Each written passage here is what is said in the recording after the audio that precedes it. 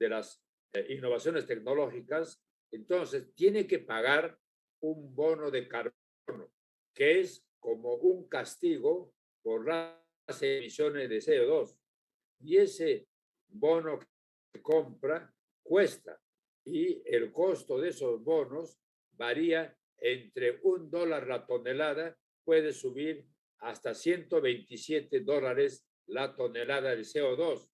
Y en promedio, un precio promedio que están indicando en este estudio es de $10 por tonelada de CO2. Entonces, si yo soy empresario, vienen a mi fábrica y me dicen, ¿usted usa combustible? Sí.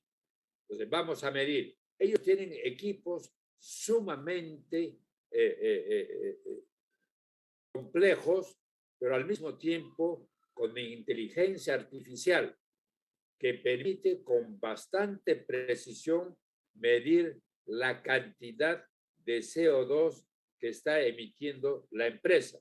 Entonces le dicen, tú vas a comprar bonos de carbón y con el modelo de cálculo para valorizar lo que tú estás emitiendo, hemos encontrado de que tú tienes que comprar bonos que cuestan $12 la tonelada, o puede ser $15, $50, hasta $127, que son obviamente las que están botando contaminantes mucho más fuertes. Entonces, ese dinero que se recauda lo hacen generalmente organizaciones especializadas en esa reglamentación para aplicar el Protocolo de Kioto. Entonces, estas organizaciones tienen laboratorios especialistas que se dedican a un trabajo súper especializado que determina cuánto de CO2 está produciendo una empresa. Y con eso le dicen, tú tienes que comprar bonos por tanto. Esto es para dar el mensaje de que si no elimina las emisiones de CO2, obviamente va a tener que seguir pagando la multa comprando los bonos de carbono. Y esto se aplica a nivel mundial. Entonces, aquí en Perú también, los bancos ayudan y apoyan a la recaudación de estos fondos. ¿Y en qué se usa? Entonces, Alexandro va al banco y dice, señor, quiero un préstamo porque voy a instalar una planta solar. Perfecto. ¿De qué potencia es? Llenas todo un documento y al mismo tiempo te piden que presentes un resumen ejecutivo y demostrando que la planta que vas a instalar está perfectamente diseñada, su costo está dentro de los rangos de las cotizaciones del costo de una planta solar. Entonces, te prestan ese dinero y una parte de ese dinero se te da como regalo, vamos a llamar así, porque una parte, un porcentaje de ese dinero es no retornable. Es decir, tú vas a pagar como préstamo y a una tasa de interés muy baja, por decirte, podría ser de acuerdo al tipo de empresa que estás planteando, pueden rebajarte un 30%, no paga, no devuelve solamente el 70%. Dependiendo de la magnitud y de la rentabilidad del proyecto, entonces ellos pueden aumentar o disminuir el porcentaje no reembolsable, es decir, lo que no debes devolver.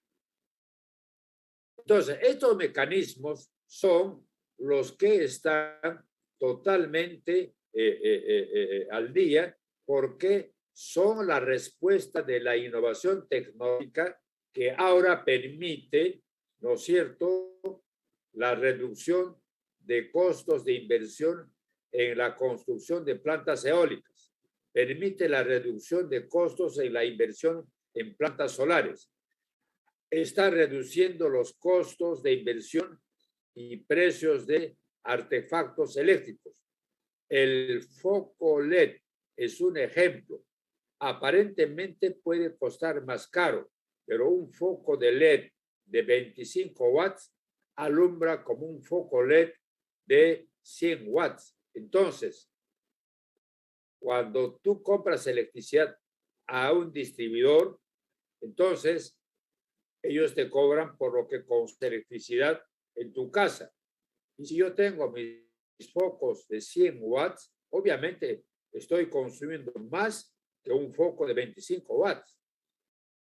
Si bien es cierto, pasar del foco clásico a un foco LED cuesta más, un foco de LED de 25 watts puede costar más que un foco de 100 watts del convencional.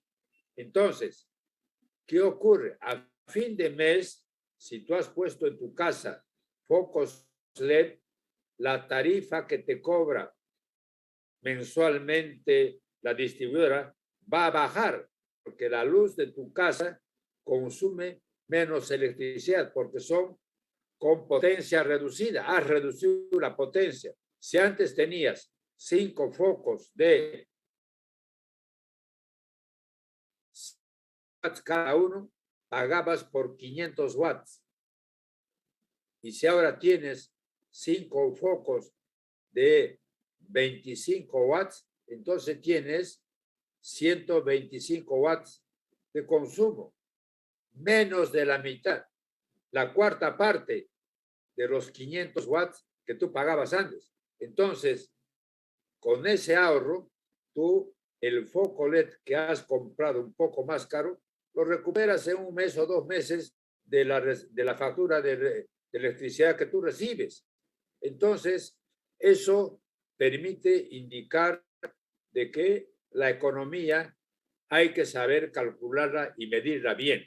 Entonces, si nosotros hacemos un cálculo de los costos de la inversión, aprovechando de este ejemplo que estamos dando, es ¿por qué? Porque la energía eléctrica que se produce con las plantas convencionales, ¿no es cierto?, está en valores muy altos, pero está en valores altos, ¿por qué? Porque se están consumiendo o generando electricidad con energía convencional, como es el caso de la energía termoeléctrica con gas natural. Pero si hacemos la comparación que se inició este análisis en el 2008, vemos que la energía eólica ha bajado su precio permanentemente y la energía solar igual. Entonces, aquí vamos a hacer un ejemplo y ustedes lo van a calcular. Agarren un pedacito de papel y lápiz. Entonces, vamos a ir al precio, al costo de las centrales convencionales.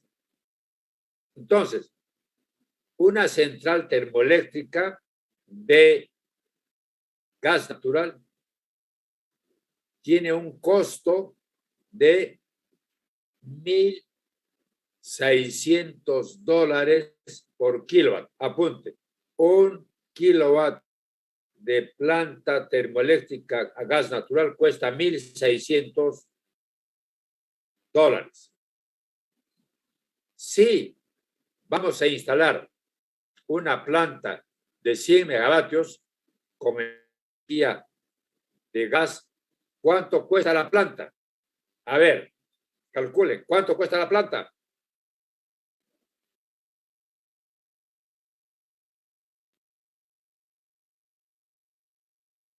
Recuerden que un megavatio es igual a 1,000 kilovatios. Y estamos diciendo que instalar una planta de 100 megavatios paga por la instalación de 1 kilovatio. Cada kilovatio cuesta $1,600. Entonces multipliquen $1,600 por 100,000 kilovatios. ¿Cuánto es?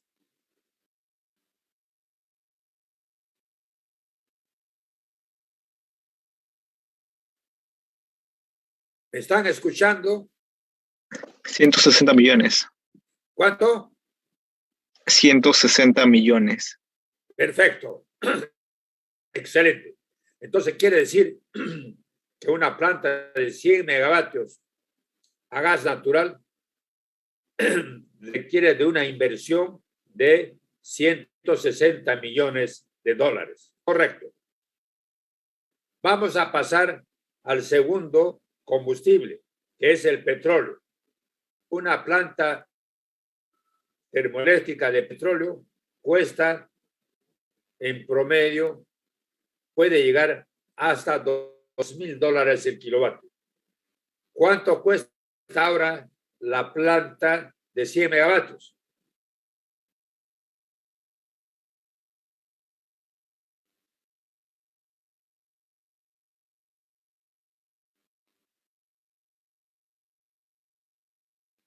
La planta termoeléctrica a petróleo de 100 megavatios cuesta $2,000 el kilovatio. ¿Cuánto cuesta la planta? De 100 200 megavatios. millones. ¿Cuánto? 200 millones. 200 millones. Recuerden que un megavatio es igual a 1,000 kilovatios. Entonces, está claro, la planta de gas natural nos costaba 160 millones, una planta termoeléctrica de petróleo, el caldero es mucho más complicado, nos cuesta 200 millones. A pesar de que el agua es renovable, limpia,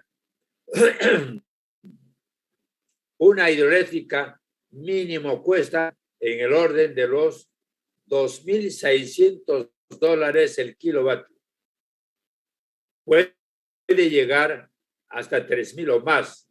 Depende cuánto cuesta la represa de agua que construye, depende de la longitud del túnel. Cuanto más largo, va a costar más, de la tubería de presión de caída, la casa de máquinas de la hidroeléctrica y todo el sistema de descarga. Entonces, y todos los sistemas de control, etcétera, etcétera, hacen de que la planta hidroeléctrica cueste como promedio mínimo entre $2,600 el kilovatio. Vamos con la misma planta. ¿Cuánto nos cuesta la planta de 100 megavatios? ¿Cuánto?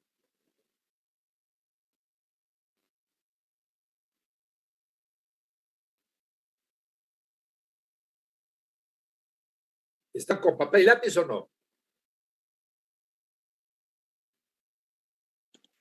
260 millones. ¿Cuánto? 260 millones. Perfecto. Entonces, fíjense cómo hemos ido de las generaciones convencionales. Vamos a llamar por un momento también convencional a la hidro. Hemos ido desde una planta de 160 millones a una planta de 260 millones, ¿no es cierto? Y a una planta, ¿cuánto cuesta la hidro? 260 millones.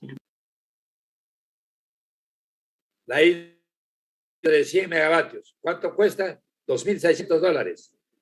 260 millones. Perfecto. Entonces, hemos pasado por 3 centrales y la más cara es la hidro.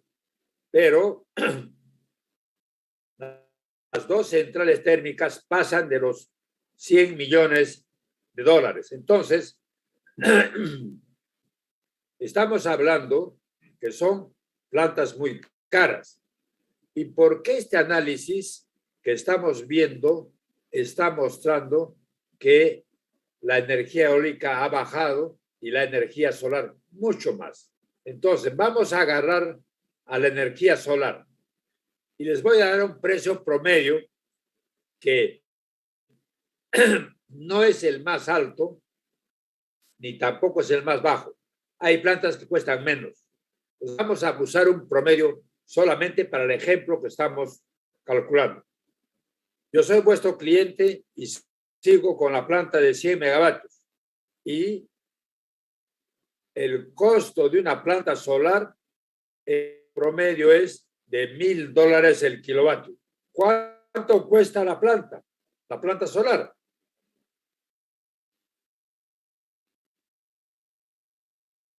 ¿Cuánto? 100 megavatios a $1,000 el kilo.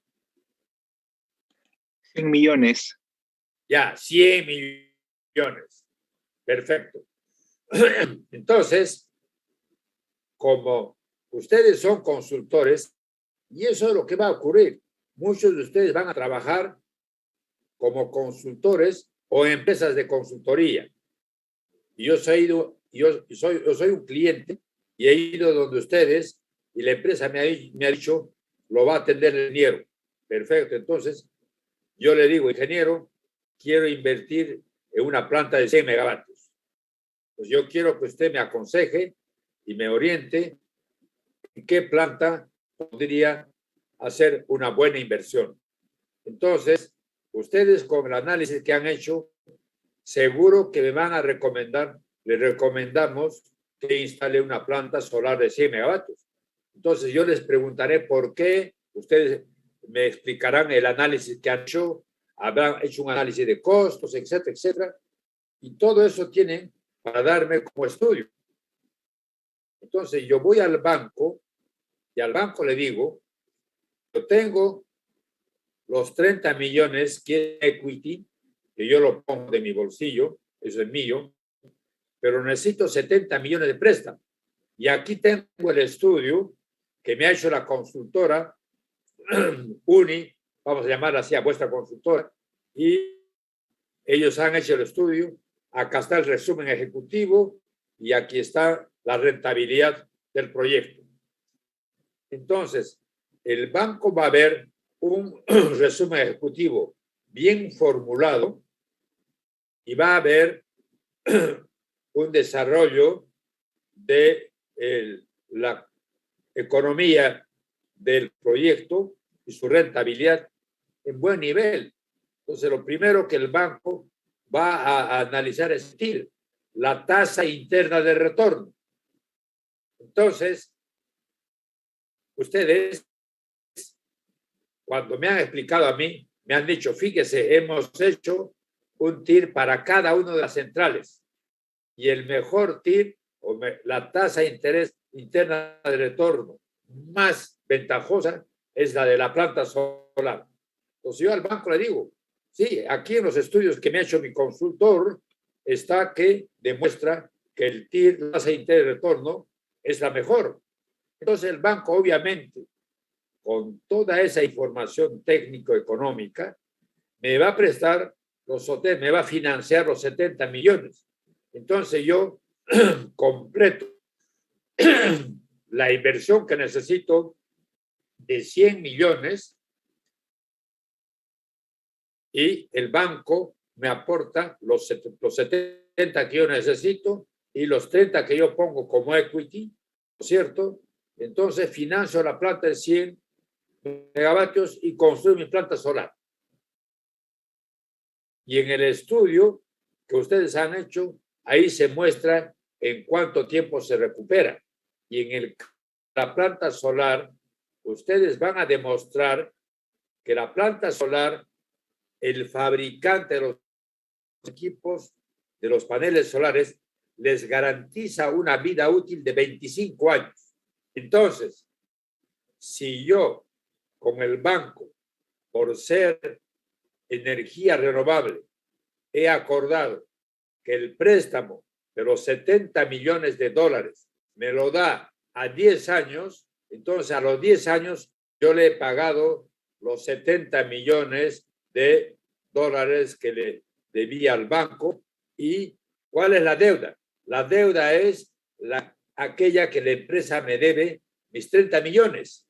Pero a partir del mismo año, yo ya no le pago nada al banco. no le pago nada a nadie. La planta me debe a mí mis 30 millones que yo puse como equity. Y yo, esos 30 millones, si 30 millones le he pagado al banco en 10 años, los 30 millones, de repente yo lo recupero en 5 años. Vamos a llamar así, yo recupero en 5. Entonces, a partir de los 15 años, ¿qué va a ocurrir? Todo lo que la planta produce es para mí. No le debo nada a nadie. Solamente tengo gastos de operación y mantenimiento. Y el costo de operación y mantenimiento de una planta solar es muchísimo más bajo que el costo de operación y mantenimiento de una planta termoeléctrica con gas, de una planta termoeléctrica con petróleo o de una hidroeléctrica con agua.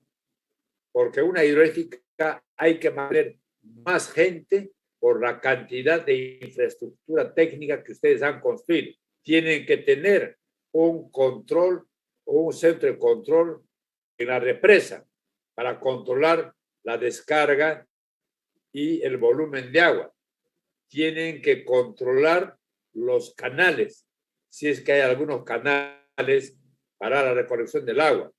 Tienen que controlar el túnel, tienen que controlar la cámara de carga, es decir, antes de soltar el agua por el tubo hasta la central, hay una cámara de carga.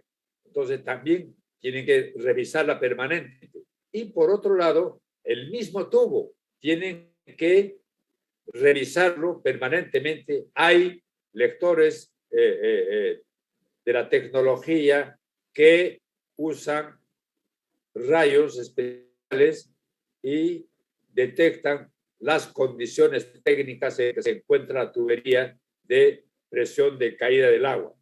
Y obviamente también la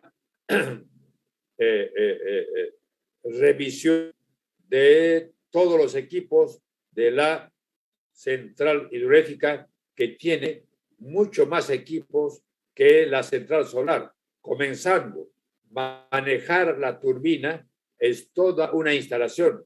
Hay equipamientos para controlar la operación de la turbina, por un lado. Y por otro lado está el equipamiento de control del generador.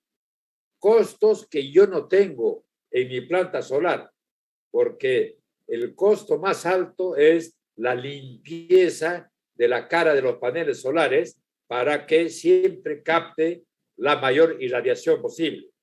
Es por eso que la tecnología que ha bajado en la construcción de centrales eólicas y centrales solares no tiene parangón, es decir, no lo iguala ninguna central convencional para llegar a esos bajos niveles de inversión que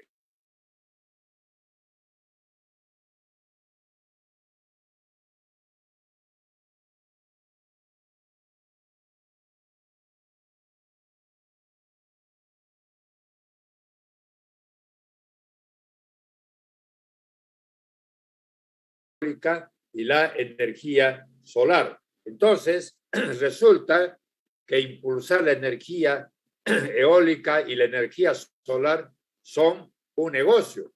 ¿Por qué? Porque yo estoy usando tecnologías que cada vez me dan mucho más ventajas porque son más baratas. Entonces, vamos a ver que lo que tienen que cuidar ustedes como operadores, es importante que ustedes sincronicen la demanda y la oferta. ¿Están viendo bien o quieren que lo ponga en página grande?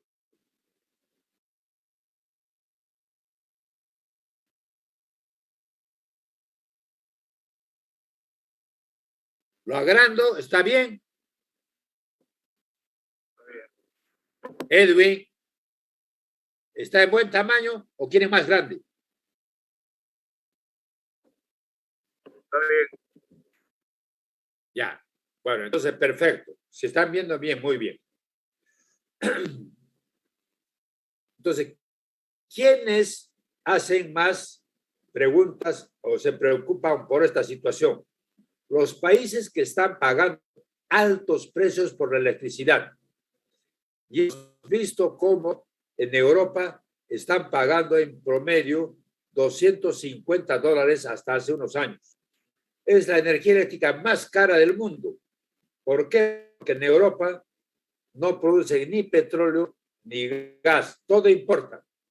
Entonces, son ellos los que están impulsando el uso de las energías renovables, pero lo que tienen que buscar es que sus centros de control, sus operadores de su sistema interconectado, como es el caso en el Perú, el operador del sistema CEI es el COES. Entonces, el COES es quien hace ese control. Y por eso es que ustedes pueden controlar qué central es la más barata y despachan a la central más barata para poder encontrar costos más baratos. Y eso se llama sincronizar la oferta y la demanda. Entonces, lo que ustedes tienen que sincronizar es para que estos altos precios, supónganse que ustedes están en Alemania y están pagando del orden de los $250 el megavatio hora. Entonces, hay que ir a rebajar esos precios de la electricidad. Y esa rebaja ustedes la consiguen gracias a la herramienta que les permite la innovación tecnológica, que ha rebajado enormemente el precio de la energía renovable. Y por eso es que ha habido estas extraordinarias inversiones que hemos visto cómo a nivel mundial ha crecido la inversión en energías renovables. Y el mejor ejemplo, repito nuevamente, yo insisto para que ustedes tengan bien claro, el mejor ejemplo es Sudamérica. El Perú comenzó en el 2010 el primer país, pero pagó $221 por megavatio hora de la electricidad. Y cuando hizo su última subasta, ya Chile, cuando hizo la suya, había pagado en el 2015 $66, menos que las dos subastas de Perú anteriores. Y si llegamos al 2016, Perú hace su tercera subasta y paga $48. Pero ese mismo año, después de Perú, hace su licitación México y paga $44, menos que Perú. Y a fines de ese mismo año, Chile paga $29. Entonces, eso es lo que están buscando los países de Europa, pagar estos precios que son menos de $40. Y eso es lo que está ocurriendo. Por tanto, los países de Europa están apuntando a ese precio. Pero, ¿qué ocurrió en España? Ya algo les he explicado eso también el otro día. Repito porque esto es importante. ¿Qué ocurrió? Como el operador no sincronizó bien la oferta y la demanda, entonces en Semana Santa, ¿qué ocurrió? La energía eléctrica se fue a 3,70 € el megavatio hora. O sea, de 168 € que estaba ese día, fue el domingo de gloria en la Semana Santa. ¿Qué pasó? Ocurrió que había más oferta que la demanda. Por tanto, ¿qué hizo España? España restringió la generación eléctrica renovable. Y esto es lo que los analistas han escrito. Dicen, el recorte de energía renovable se produjo el pasado domingo. Se descartó una cantidad considerable de energía renovable que podría haberse generado con la capacidad existente recurso solar disponible ese día. Eso es lo que explica Alea Soft, que es una consultora y analista muy interesante. y hubieran evitado esto que ocurrió. España reduce precio de energía fotovoltaica por primera vez. ¿Y por qué ocurrió eso? Porque en 2015, cuando emitieron su reglamentación, porque España estaba creciendo en la instalación de energía solar y energía eólica, entonces establecieron regulaciones. Pero la queja de los generadores renovables fue que el operador no hizo una buena sincronización de la oferta y la demanda. Por tanto, pudo haber impulsado la generación renovable y manejado en forma balanceada, disminuyendo la generación convencional. Recuerden que las turbinas de las centrales termoeléctricas tienen una potencia mínima, que es la que garantiza el fabricante. Le dicen, si tú vas a usar tu planta de 100 megavatios térmica que te estamos vendiendo y vas a reducir la potencia durante el proceso de operación, no puedes bajar la potencia, sino que hasta 60 megavatios. Yo estoy siendo bastante consciente. Hasta 60 megavatios. Entonces, quiere decir que yo reduzco a todas las plantas térmicas que pueden reducir, unas pueden reducir hasta 70, otras hasta 60.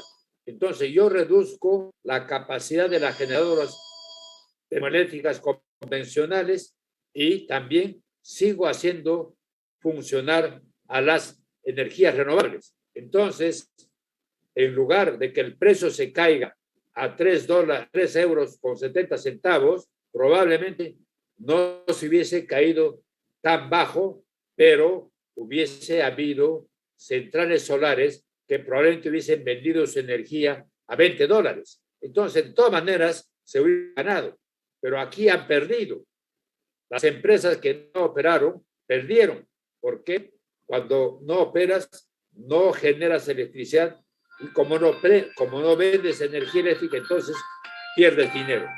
Y esa es la explicación que hace, ¿no es cierto?, esta consultora que indica que como se maneja en tiempo real la operación de estas plantas, entonces con muchísima exactitud sabe cuánto ha generado cada empresa generadora o cuánto ha generado su primera planta, su segunda planta, porque hay generadoras que tienen 1, 2, 3, 4, 5 plantas. Entonces, el centro de control, en este caso el COES, sabe con bastante precisión cuánto está generando cada una de las plantas. Entonces, como el sistema de control del COES tiene una escala muy potente y mucho más inteligente, estamos hablando de hace más de 10 años cuando se instalaron el primer centro de control de COES. Y ahora, obviamente, ya ni se usa aquella que inauguramos, porque fue un edificio bastante grande. Ahora el centro de control está en el edificio de COES porque son equipos muy compactos, pequeños. Entonces, la tecnología permite que tú desde tu computadora manejes, desde tu celular. Entonces, esa tecnología existe para operar las plantas solares o las plantas de energías no convencionales.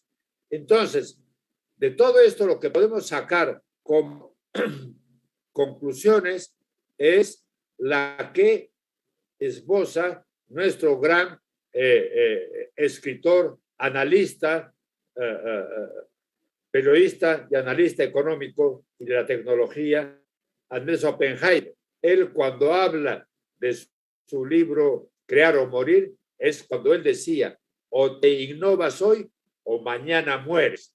Entonces, esa frase es la que está comprimido aquí en Crear o Morir. Es cierto. Entonces, por eso es que para poder crear, las conclusiones de Oppenheimer son extraordinarias. La primera conclusión de todo este fenómeno, ¿cuál es? La educación. ¿Qué hay que hacer? Segundo, educación. ¿Qué hay que hacer? Tercera conclusión, educación. Entonces, la educación es el elemento más importante de la formación de profesionales para que puedan utilizar esta extraordinaria presencia de energía en el universo del Sol, de las cuales la Tierra solo toma este pequeño círculo que ustedes ven. Este es un estudio del análisis que hace la NICE, el Instituto de Energía Solar, el Instituto Nacional de Energía Solar de la India. Entonces, ellos estudian y saben perfectamente cuánto de la energía del planeta, del universo, estamos usando como planeta Tierra. Y eso permite, ¿no es cierto?, a que ustedes puedan hacer análisis de lo que han logrado países como la India, que ya hemos explicado, cómo del 2010 al 2017 bajó la energía, el precio de la electricidad de $170 el megavatio a $51 y sigue bajando. Recuerden que eso es una rebaja al 2017. Por tanto, la irradiación solar en el planeta, como muestra este estudio de la NICE, es inmensa. ¿Por qué? Porque la irradiación solar en el planeta está en todas partes. No hay un solo punto del planeta que no reciba irradiación solar. Entonces, ¿cómo se mide la irradiación solar en el planeta?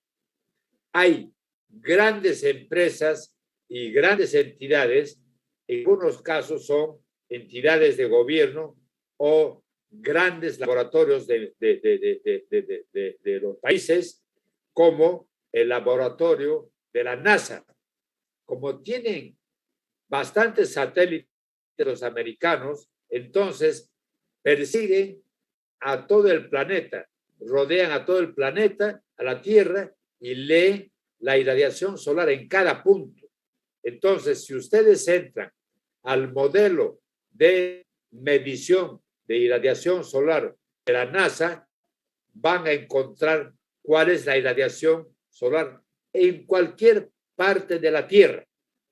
Y eso les permite conocer en qué parte de la Tierra hay mayor o menor irradiación solar.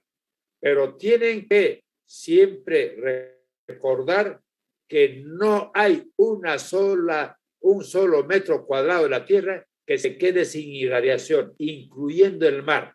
Por eso en el mar hay vida. Entonces, todos reciben la energía solar. Por tanto, si hay organismos estatales como la NASA que tienen un modelo y una plataforma que, si ustedes entran a la plataforma de la NASA y ven la irradiación, van a encontrar el mapa y busquen cuánto es la irradiación solar de Perú, busquen cuánto es la irradiación solar en Lima. Pueden contratar con empresas que tienen plataformas de lectura de la irradiación solar en toda la Tierra, como Meteonor. Es una plataforma que es cara, pero es mucho más exacta. ¿Por qué? Porque tiene, además de las mediciones que se hacen desde los satélites, también tiene mediciones en tierra. Entonces, con eso mejora sus lecturas de sus satélites con lo que mide en algunos puntos estratégicos de la Tierra, donde colocan laboratorios de medición de irradiación solar. Entonces, eso obviamente cuesta mucho más, pero siempre hay algo que ellos también permiten visualizar de manera gratuita. O pueden entrar ustedes a la plataforma de la Unión Europea, que también es gratuita. Entonces, hay en la Unión Europea, y ellos sí, porque, como hemos visto, pagan por la electricidad muy caro. Entonces, ellos necesitan conocer cuál es la irradiación solar, como Alemania. Alemania tiene un mapa extraordinario de la irradiación solar en su país. Entonces, saben cuánto pueden sacar en cada ciudad de la irradiación solar y cuánto de energía eléctrica pueden producir con paneles solares instalados en los techos de las casas. Entonces, cuando estamos hablando de los paneles solares que se instalan en los techos de las casas, estamos hablando de la generación distribuida. Entonces, ¿qué es una técnica de instalar plantas solares en el techo de las casas? Y eso se está generalizando, porque los techos de las casas están ahí. Entonces, si se les da un uso adicional, es la mejor oportunidad y la mejor alternativa, porque es el metro cuadrado más barato. En algunos casos, si ustedes se instalan en vuestra propia casa, de repente producen más energía de la que consumen. Entonces, la diferencia, ustedes, el excedente, lo van a colocar inyectando a la red. Entonces, van a convertirse en un generador que hace comercialización de energía. Entonces, ustedes venden vuestra energía a la red o al sistema. Y eso es lo que permite la generación distribuida que ha impulsado como una actividad económica muy importante. Entonces, para que vean ustedes cómo son los mapas de la radiación solar del planeta, aquí yo les muestro una. Esta es una lectura de la irradiación solar que podría ser el de la NASA o podría ser el de SolarGIS. Bueno, oportunamente vamos a navegar conmigo, pero ustedes lo van a hacer y yo les voy a decir, vamos a navegar con SolarGIS. Entonces, aquí ustedes están viendo en la parte inferior de la fotografía una escala. ¿Están viendo la escala bien todos? ¿Sí? Sí se ve, profe. Ya. Vamos a hacer. Ya. Me dice que mi conexión de internet no está muy estable. Bueno, espero que no tengamos problemas con ustedes. Bien. Este es un mapa de irradiación de todo el planeta. Como ven ustedes, esta escala de la irradiación, ¿qué significa? Que en todo el planeta hay irradiación solar, pero los que están con color celeste son las de menor irradiación solar. Y generalmente eso ocurre en los polos, en el polo norte y en el polo sur. Entonces, pero a medida que avanzan en la escala, va apareciendo un color amarillo. Y cuanto más amarillo es, la irradiación comienza a crecer.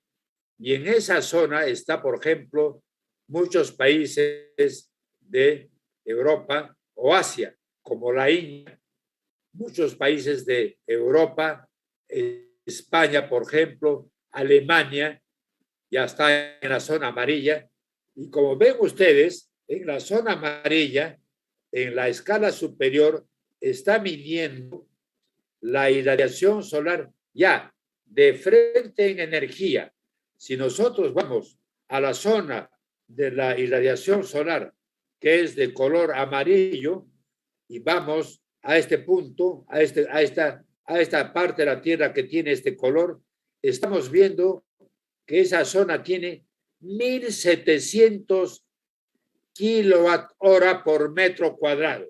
Y como verán ustedes, en ese color está más o menos Alemania. Entonces quiere decir que Alemania está captando una irradiación solar que por metro cuadrado produce 1.700 watts, kilowatts. 1.700 kilowatt hora de energía. Entonces, si vamos acercándonos un poco más hacia la parte roja, llegamos hasta algunas zonas de la Tierra que están un poco más oscuras, como por ejemplo Estados Unidos ya tiene mucho más alto casi en todo su territorio.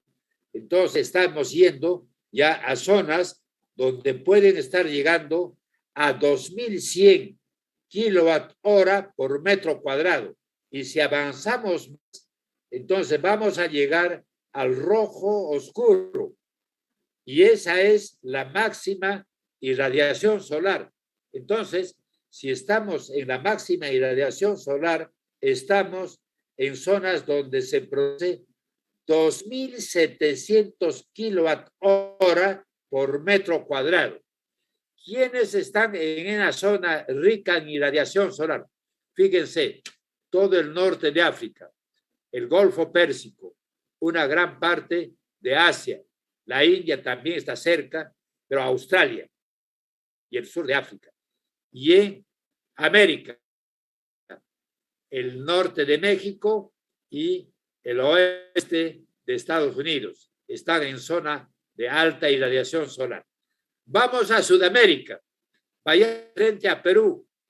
Perú, el sur de Perú y el norte de Chile están en la zona de mayor irradiación del planeta.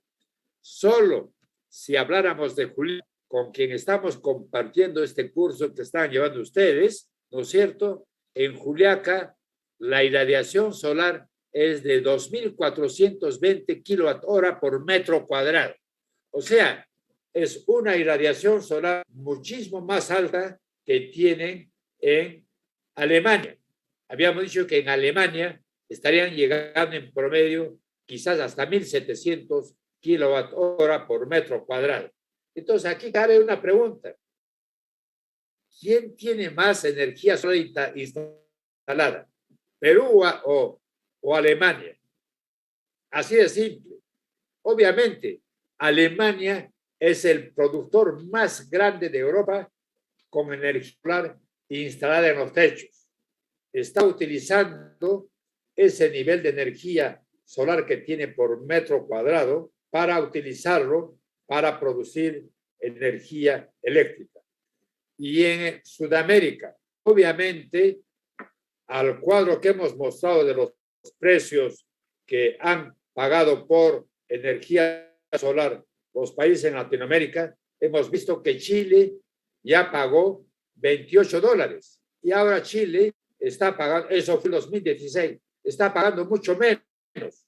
Por tanto, si Chile está explotando su zona norte, que precisamente es el desierto del Atacama, es de la zona en donde ha instalado grandes plantas solares. Y nosotros también hemos instalado plantas solares, pero son pequeñitas. La última que ha instalado Perú es de 130 megavatios, que es la planta que está instalada en Moquegua. Entonces, si sumamos toda la potencia instalada de plantas solares en el Perú, no llegamos lamentablemente a 300 megavatios. Sin embargo, Chile, que tiene una política de Estado muy fuerte, tiene más de 3.000 megavatios instalados en el desierto de Atacama y tiene la energía eléctrica más barata de Latinoamérica. Y más aún, Chile ha anunciado que está en condiciones de exportar electricidad a toda Latinoamérica. Es probable que en algún momento, como están yendo las conversaciones, que lamentablemente se demoran más porque las políticas de Estado entonces, o no las tienen o están mal hechas. Entonces, no se pueden interconectar Perú con Chile y poder usar de estas ventajas que tiene Chile de energía más barata que Perú ahora. Y en cambio, Colombia, que está en buena zona de irradiación solar, pero no está en zona muy, muy roja, pero está en una zona bastante alta.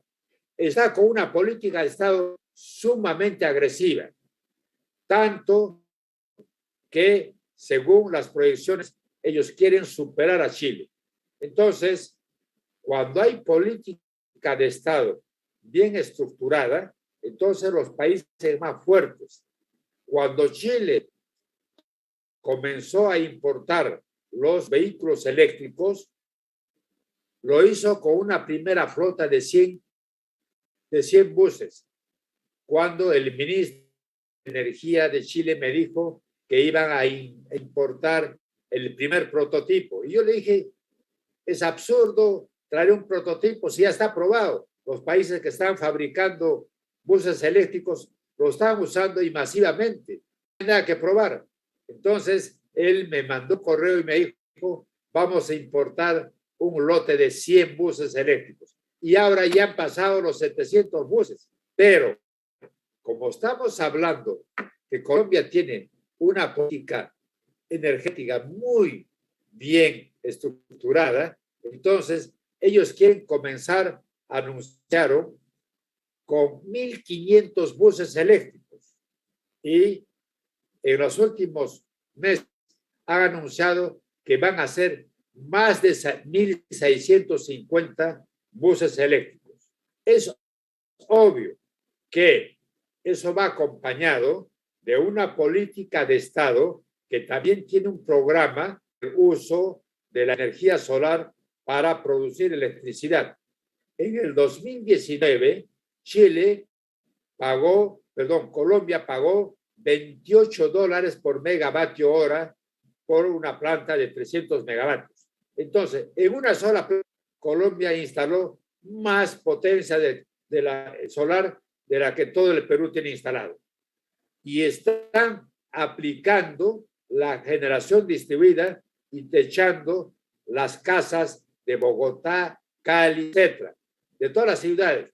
Entonces, lo que ellos quieren es cargar las baterías de esos vehículos eléctricos con electricidad que provenga de las energías limpias. Entonces tendrán vehículos eléctricos verdes, es decir, que se cargan sus baterías con energía eléctrica que proviene de las plantas solares. Entonces, con eso lo que estamos explicando es que la irradiación solar se maneja en todos los países del mundo y todos los países del mundo pueden captar algo de irradiación, porque siempre el planeta en cualquier parte tiene un poco de irradiación solar y la van a utilizar.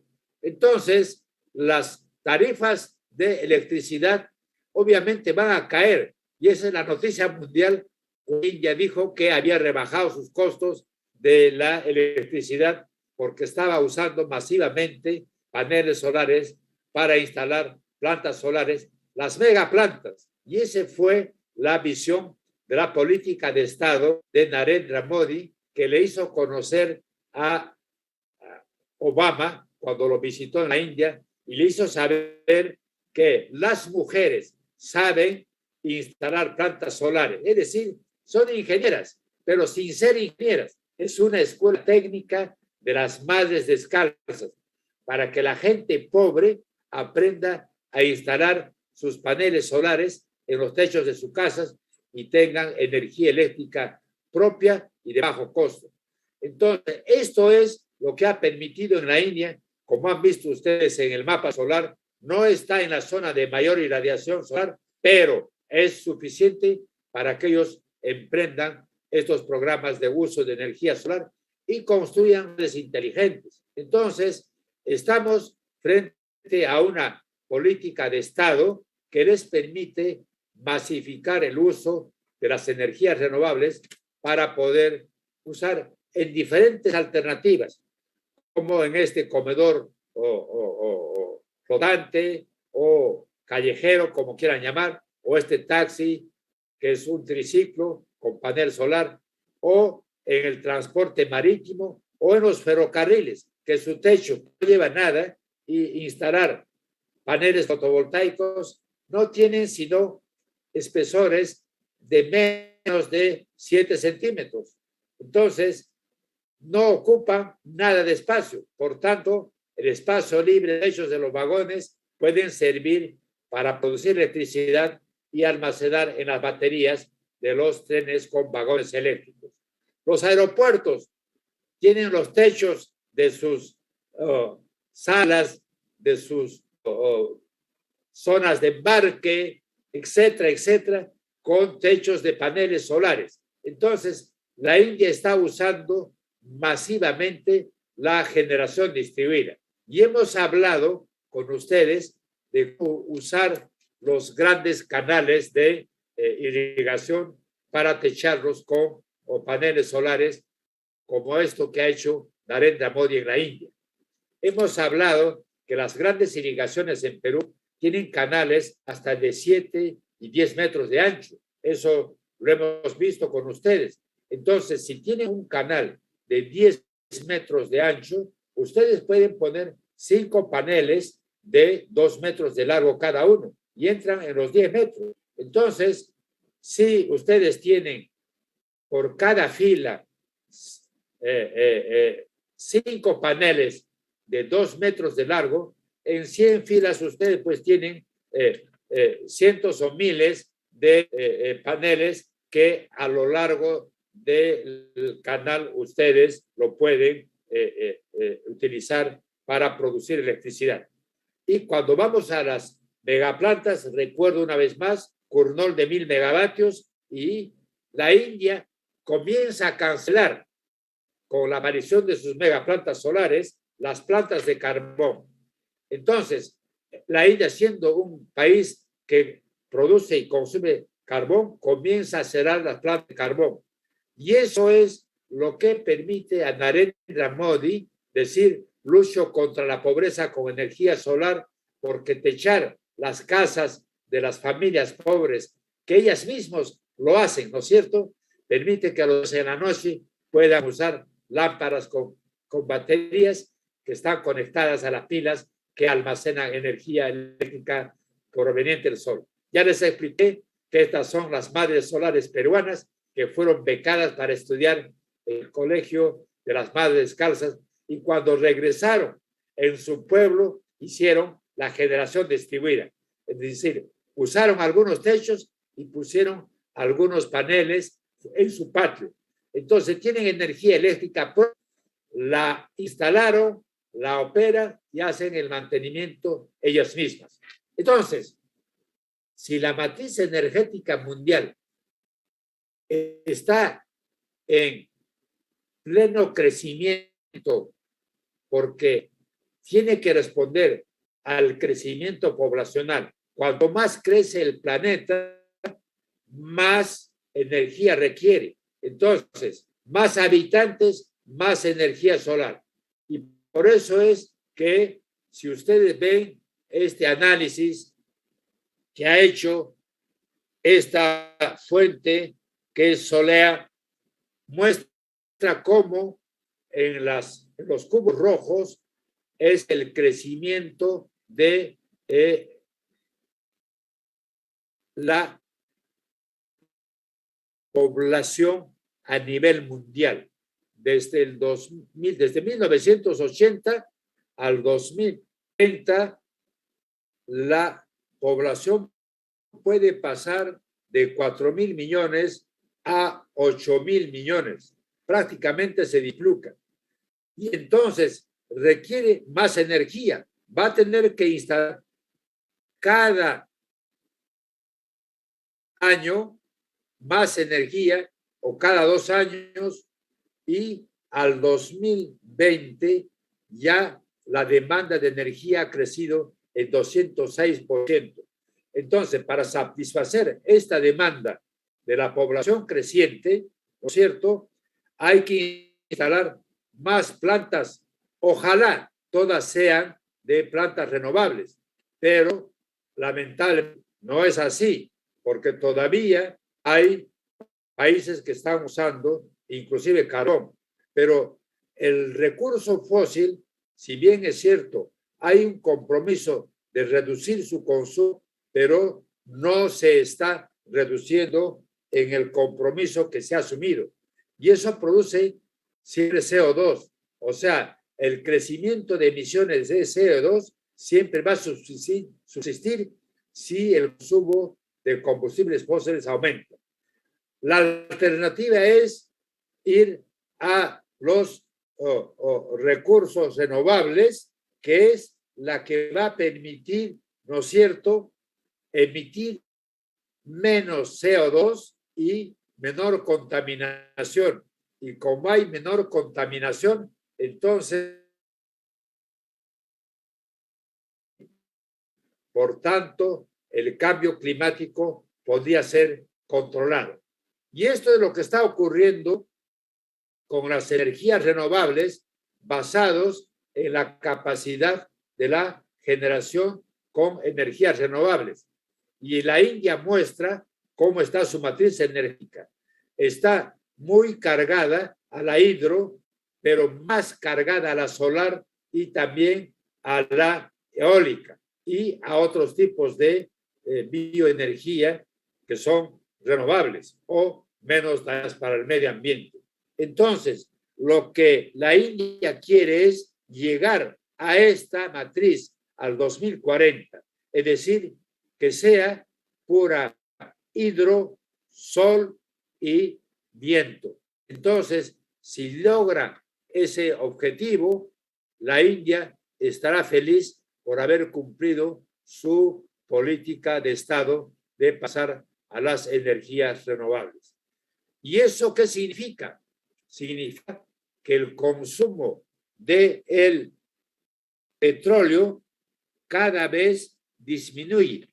Fíjense, cuando se hace este análisis, se anunció que en el 2040 el consumo de petróleo caería solamente al 0.7%.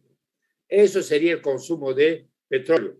El consumo de gas, sí, porque es un combustible que provoca menos emisiones y es más barata. Entonces, esto podría seguir creciendo y ese crecimiento sería del 1.6%.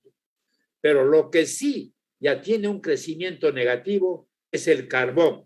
¿Por qué? Porque está apareciendo la energía renovable solar que los está sustituyendo.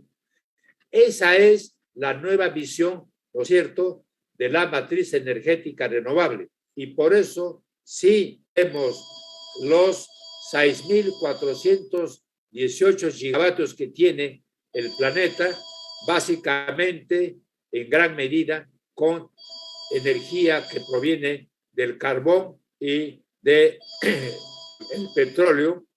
Al 2040 se va a reducir tremendamente. ¿Por qué? Porque vamos a consumir menos carbón, menos petróleo y se va a consumir más agua, más sol, más eólica, más solar. Entonces, esa es la visión de quienes tienen una política de Estado bien definida. Esto es, nuevamente les recuerdo, cuando yo mostré cómo una solar, ¿no es cierto?, que es la que tengo aquí a mi espalda, sirve para bombear agua desde un tanque para regar un campo. Y acá está la planta, y acá está su sistema de comando, su tablero, y acá están sus baterías de almacenamiento para convertirlo en corriente alterna con este inversor y bombear agua para regar las chacras. Entonces, y habíamos conversado cómo en el 2015 participó en la Decathlon de Cali, de Colombia. El Decathlon es organizado por el Instituto de Energía de los Estados Unidos y participan todas las universidades del mundo. Y cuando aceptaron a la Universidad de Ingeniería para que participe en este Decathlon, que fue en Colombia, en la ciudad de Cali, ya todas las universidades del mundo había alianzas.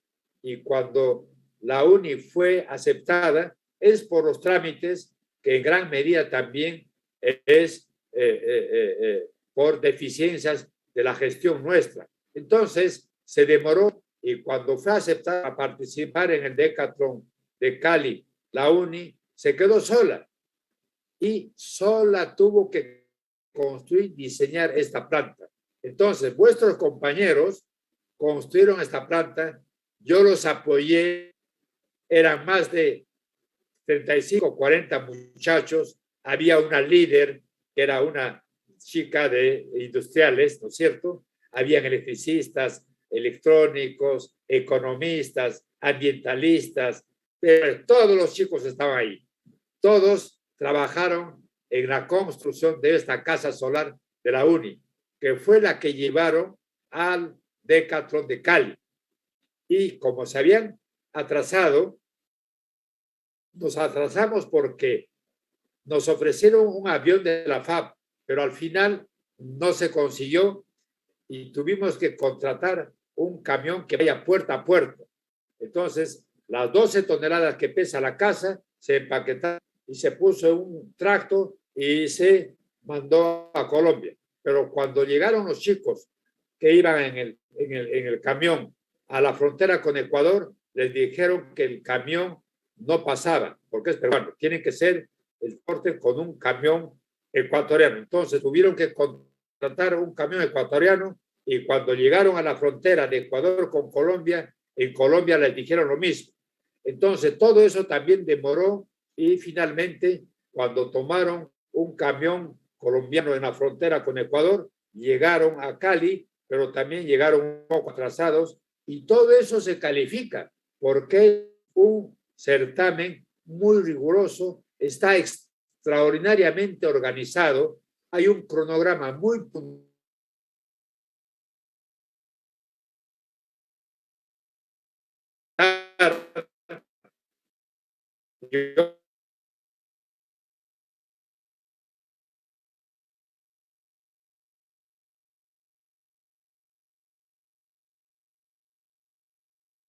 Sola universidad y la única que construyó su casa, porque todas las otras casas que estaban en la villa solar de Cali, de Decathlon, eran construidas por 3, 4, 5, hasta 6 y 7 universidades. Algunas universidades de Sudamérica se habían asociado con 2 universidades de Alemania, una de Francia, etcétera, etcétera. Entonces, obviamente, había, por un lado, más aporte, ¿no es cierto?, económico de otras universidades. Entre 5 o 6 universidades siempre se recauda más. En cambio, la UNI tuvo que ser a sola. Y por eso apoyamos económicamente en todo lo que pudimos y en todo lo que se requería de apoyo. Así fue que los chicos de la UNI lograron la casa solar para participar en el Decathlon de 2015. Entonces, yo quiero preguntarles, ustedes deben estar haciendo el seguimiento. ¿Cuándo es el próximo Decathlon solar? A ver, ¿quién está enterado? Edwin, ¿tú sabes cuándo es el próximo Decathlon? No, profe.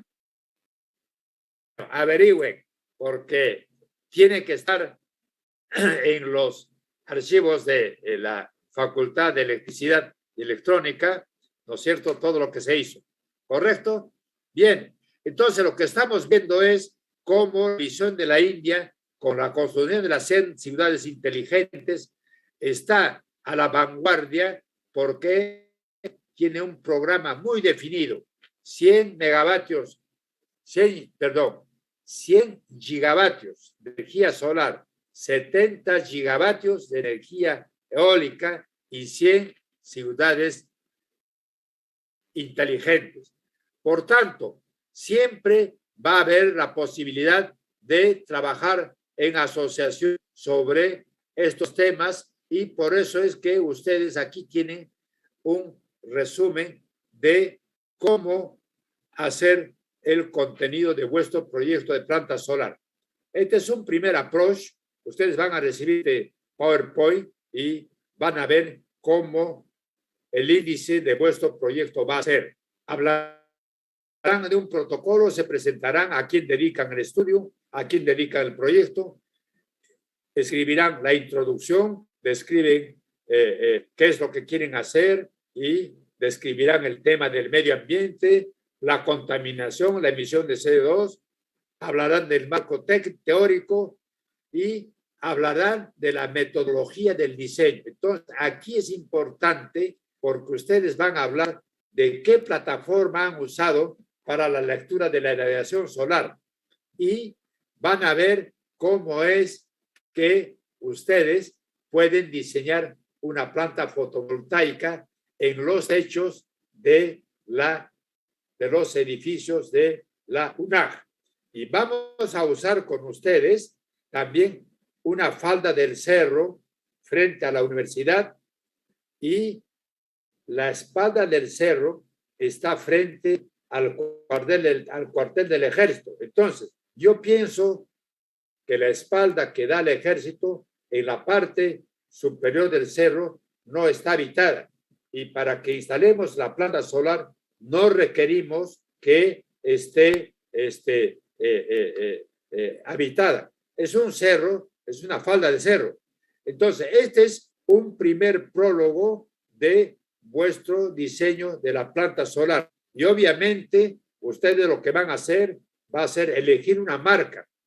Y al momento de elegir la marca, están eligiendo la tecnología del panel fotovoltaico. Hay varias tecnologías.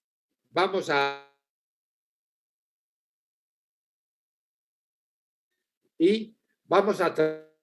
tratar de que cada grupo seleccione una tecnología diferente a la otra. Porque hay tecnologías de paneles monocristalinos, policristalinos, hay paneles con un busbar, hay paneles con 2 bar, hay un panel multi-busbar. La busbar significa, ustedes ya conocen un panel fotovoltaico. Cada célula del panel, que son 72 celdas o células, están interconectadas. Entonces, cada columna de células están conectadas eléctricamente. Y entre cada columna también se interconectan. Si interconectamos todas las columnas, tendríamos que sacaríamos un solo circuito eléctrico. Entonces, lo que se hace es, con una busbar o una barra, se corta la mitad del panel. Entonces, hay 2 circuitos, un circuito superior o inferior, y los circuitos se acortan. Y como los circuitos son más cortos, entonces el circuito más corto genera menos calor. Recuerden que los circuitos se calientan porque la corriente eléctrica que circula produce calor. Entonces, ¿por qué? Porque esa es su circulación. Entonces, si ponemos 2 circuitos, van a ser los circuitos más pequeños y van a producir menos calor. Si ustedes instalan un panel multi-busbar, entonces quiere decir que el panel lo han dividido en 3, 4, 5 o 6 o 7 o 10 mini circuitos. Entonces, el calentamiento del panel solar va a ser mucho más bajo, por tanto, el panel va a ser más eficiente. Todo eso van a hablar ustedes en vuestro diseño. Entonces, lo que yo quiero es que ustedes completen la formación de vuestros grupos, y yo con Franco y con Sandro les voy a enviar estas presentaciones para que ustedes vayan haciendo el seguimiento de vuestro trabajo. Hagan de cuenta que están escribiendo vuestra tesis. Entonces, por eso pueden hablar de cómo van a diseñar vuestro panel, cómo van a leer la irradiación. Fíjense, en un punto determinado se ha seleccionado la plataforma de Meteonor, que hemos dicho que cuesta, y usando esa plataforma hemos leído la irradiación solar en kilowatt-hora por metro cuadrado en un sitio X, ¿correcto? Y lo hemos leído mensualmente. Entonces ya tenemos la irradiación solar y tenemos la energía que podemos producir. En la NASA, que es gratuito, también tiene su propia lectura. Y fíjense cuánto difieren una de otra. Entonces, ustedes pueden medir para todo el año y ven ustedes cómo hay una lectura diferente en el mismo sitio. La NASA arroja 5.35 y Meteonor arroja 5.38, es decir, hay más precisión y al mismo tiempo mayor lectura de la NASA. Entonces, eso es lo que ustedes van a aprender a manejar y lo van a aplicar en vuestro diseño. Estas son las herramientas computacionales que ustedes pueden utilizar para los diseños de vuestras plantas solares. Entonces, van a usar todas estas herramientas que ustedes como ingenieros de la generación Z, ¿no es cierto?, o millennial, conocen muy bien. Y eso les va a permitir a ustedes, ¿no es cierto?, hacer vuestro trabajo como lo hizo este compañero vuestro, que es un bachiller, y nos acompañamos para tomarnos esta fotografía. Bien, entonces no se olviden, quien mira hacia adentro despierta. Despierten, muchachos. Entonces, yo creo que ustedes están en una situación extra y pueden encontrar una oportunidad para poder entrar y poder avisorar, ¿no es cierto?, el uso de las tecnologías. Bien, ¿alguna pregunta, por favor, y discusiones?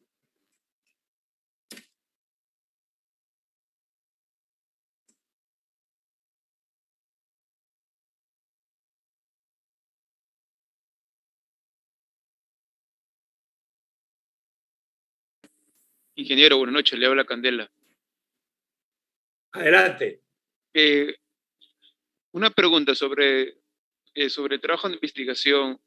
¿Vamos a hacer también un trabajo de campo o va a ser netamente teórico? No, es un trabajo de escritorio. Recuerden que ustedes pueden leer desde vuestra computadora, ¿no es cierto?, estos valores que les he mostrado. Esto lo pueden leer desde vuestra computadora. Tú estás con computadora, ¿no es cierto? Así es, ingeniero. Ya. Entra a la página de la NASA. Pon NASA Solar Irradiation. Entonces, vamos a hacer el ejercicio. Tenemos todavía un poco más de 15 minutos, ¿sí? Correcto, ingeniero. Perfecto. Entonces, vamos a navegar. A ver, los que están en computadora, por favor, entren a la página de la NASA. NASA Solar Irradiation. Otros pueden entrar a SolarGIS. SolarGIS. De frente, pongan ahí. SolarGIS, ¿ok?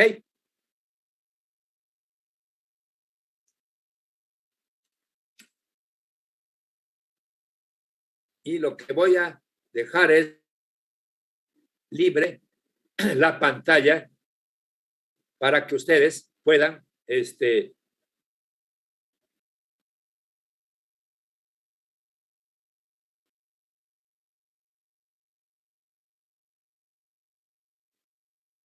Ingeniero, ¿le ha ido compartiendo ya, su pantalla? ya encontraste, perfecto, adelante. Okay.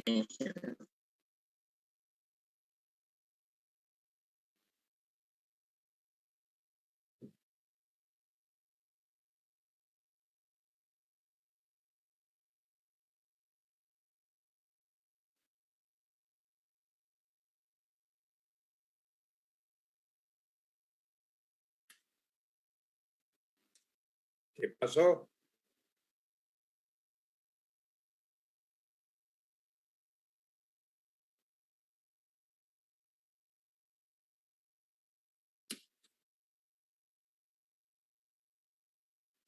Por favor, maneja. Creo que el compañero Dimas está teniendo problemas con internet, pero básicamente lo que quería decirle era que él va a apoyar Ahí con está, parte. Ahí, creo que ahí regresó. Sí, Ya. Ingresa. Dale pantalla.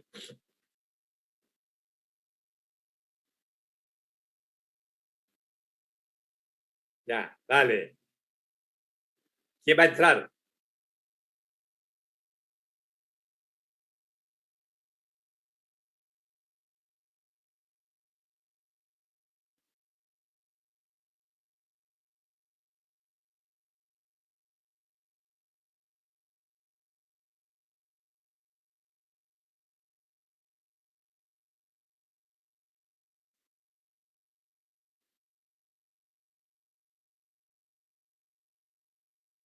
Ya.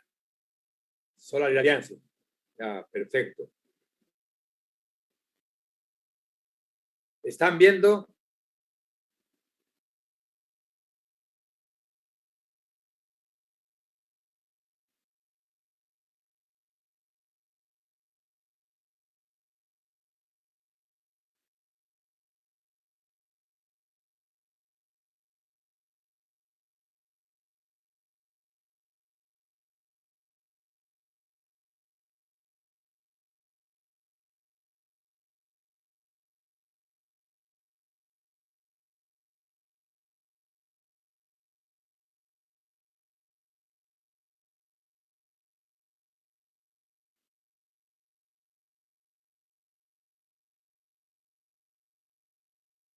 Están viendo la pantalla, ¿no es cierto? Candela, De mi parte sí lo puedo ver. ¿estás viendo la pantalla? Ya, ahí está manejando Alessandro. A ver.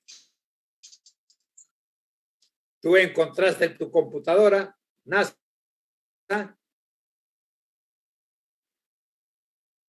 NASA Solar y Radiance.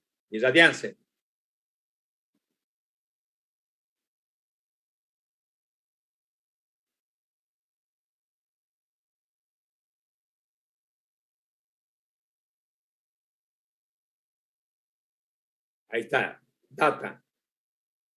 Esa. Ya, abre. Listo. Muestra imágenes, ¿ya? O mapas, como quieras. Ahí está la irradiación en todo el mundo, en diferentes partes. Si tú quieres, regresa y pon mapas. En muchas formas, ahí está. Ahí está el mapa. Salió un mapa. Quédate con el mapa.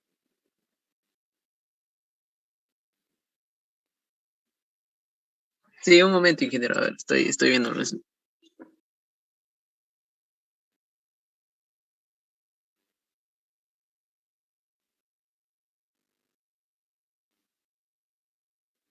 Maps. Ahí está. Entonces, ustedes pueden navegar en vuestras computadoras y van a encontrar todos los datos. Entonces, por favor, busquen Perú, busquen Lima y busquen la UNI y van a encontrar la irradiación solar que recibe la UNI, ¿correcto? Y háganse un cuadro de cuánta irradiación solar recibe cada mes. Y después vamos a leerlo para ver la irradiación solar horaria.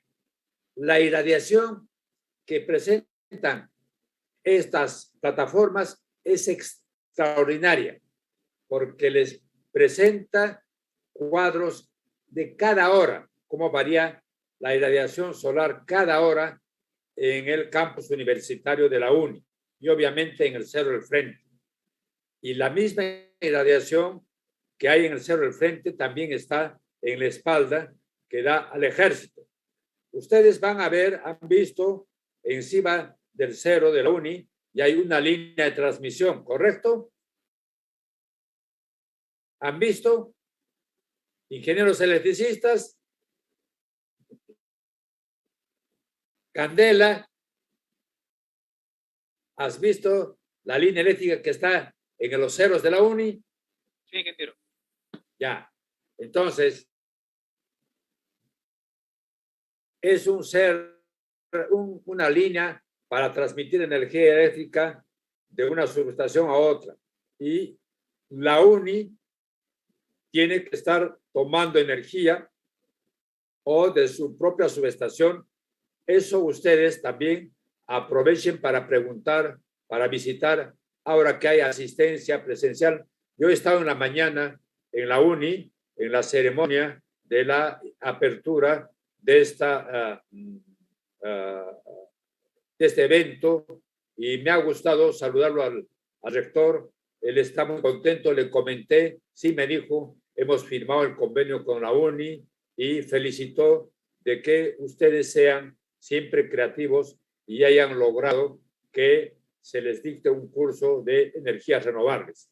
También me encontré con vuestro decano y lo saludé, conversamos y obviamente hemos acordado en reunirnos. Había tanta gente invitada por el rector y nos saludamos porque había muchos colegas también que no los veía años. Lo que no recuerdo es haber visto a vuestro director de escuela, al ingeniero Moisés. Por favor, denle mis saludos.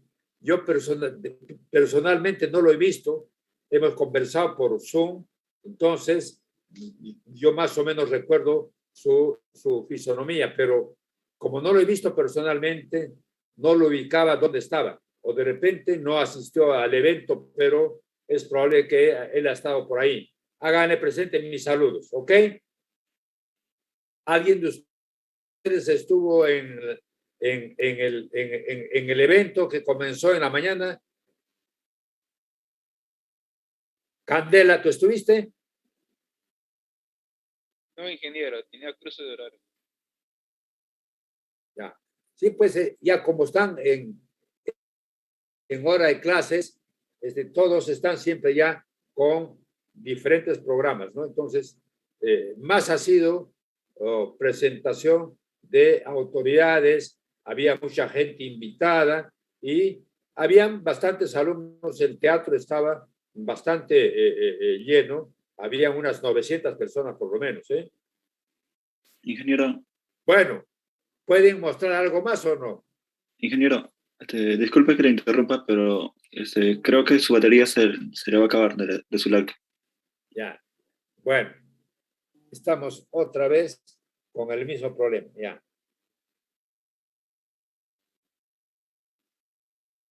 Ya estoy agarrando el cable de conexión. A ver, ¿puedes abrir la irradiación? Ahí está, United States. Un mapa solar de un país cualquiera.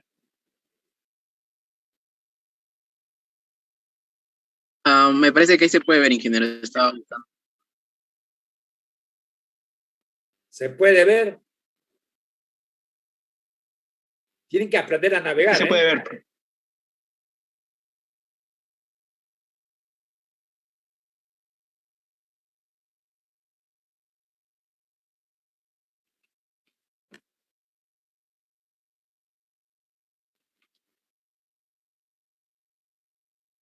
Candela, ¿tú ya viste la irradiación solar?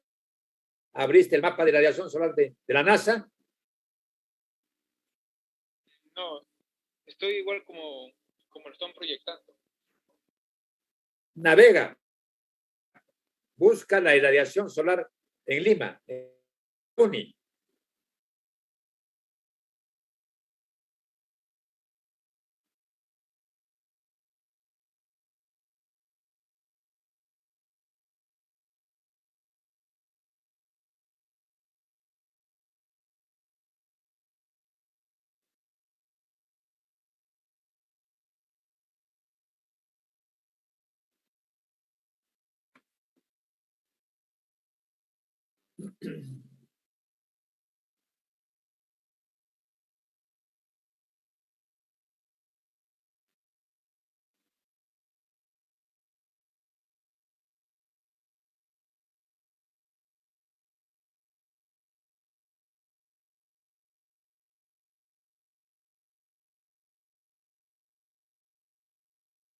Alessandro, ¿cómo está el manejo? Sí, ingeniero, estoy buscando un momento. Pero, eh, eh,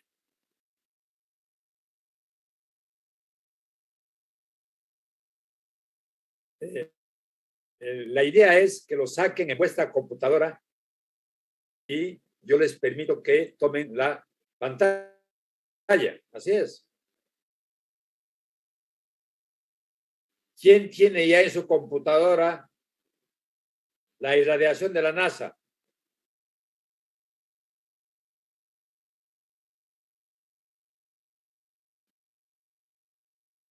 Pueden encontrar inclusive un mapa como el que les he mostrado. En la información que ellos publican sobre la irradiación solar en el planeta, siempre lo hacen con cuadros, pero si logran entrar a la plataforma de búsqueda, entonces ustedes buscan donde quieran.